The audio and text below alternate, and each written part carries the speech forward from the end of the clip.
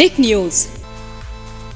महाराष्ट्र में भाजपा और शिंदे गुट की सरकार एक तरफ बीएमसी चुनाव को लेकर काफी सक्रिय है और दूसरी ही तरफ महाराष्ट्र में भारतीय जनता पार्टी देखा जाए तो आने वाले 2023 के विधानसभा चुनाव को लेकर भी पूर्व अघाड़ी सरकार को घेरने का कोई भी मौका नहीं छोड़ती है। अब पीएफआई पर बैन संबंधित मामले से विपक्षी के निशाने पर बार बार भाजपा घेर रही है। इन सब के बीच आपको बता दें, हाल ही में पंकजा मुंडे ने जो कहा, इससे पीएम नरेंद्र मोदी का उनका नाम लेना सुर्खियों का विषय बन गया।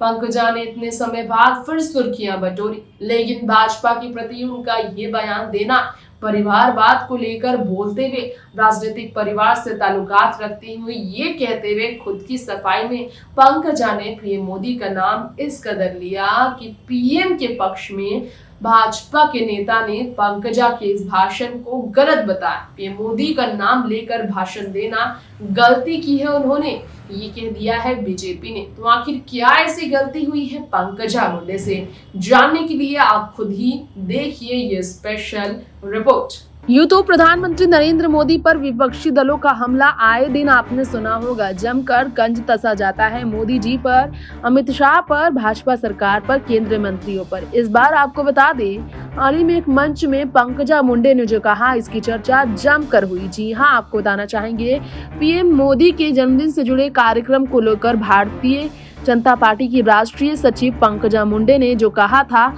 जनसभा संबोधित करते हुए इस मौके पर पखवाड़े तक भाजपा ने एक पखवाड़े तक पीएम मोदी का जन्मदिन जो मनाया, उसकी आपको बता दें फिर चर्चा हुई है। दरअसल आपको बताना चाहेंगे इस मौके पर ऐसा क्या हुआ। जी हाँ, मंच से पंकजा मुंडे ने कहा, मोदी जी भी करियर खत्म नहीं कर सकते हैं।